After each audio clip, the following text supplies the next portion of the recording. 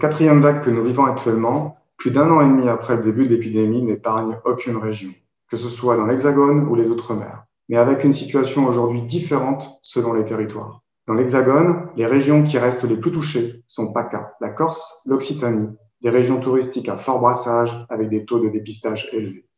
On note cependant un signal positif dans ces régions avec des incidences qui ralentissent.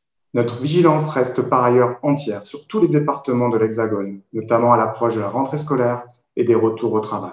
Mais aujourd'hui, la situation très critique qui nous préoccupe, c'est celle aux Antilles, en Guadeloupe, à Saint-Martin, en Martinique, à La Réunion, avec des incidences qui atteignent des records, des nombreux patients hospitalisés, de nombreux décès, même si on commence à percevoir des ralentissements de l'incidence. Par ailleurs, nous surveillons de près la Guyane et Mayotte, qui ont des incidences plus faibles, mais en constante hausse au regard du variant Delta, plus transmissible, et d'une couverture vaccinale insuffisante.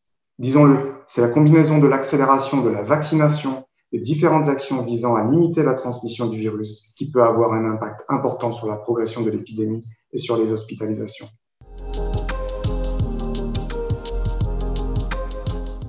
Santé publique France en région, ce sont 150 épidémiologistes répartis dans 16 équipes régionales sur l'ensemble du territoire, de l'Hexagone et des Outre-mer.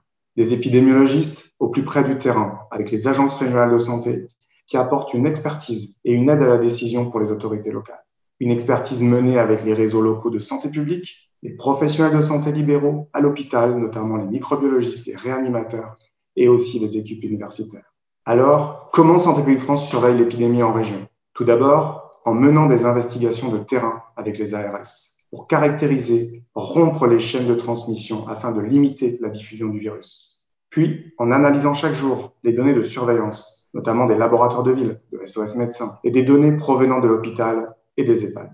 C'est ce qui permet aux équipes régionales de Santé publique France de produire quotidiennement les indicateurs de l'épidémie, de suivre les dynamiques et de communiquer à travers les points épidémiologiques et les réponses faites aux médias. Le tout dans un seul but, guider les décideurs, les ARS, les préfets, les élus dans les mesures à prendre, informer la population, porter les messages de prévention avec une seule finalité, réduire l'impact de l'épidémie en France.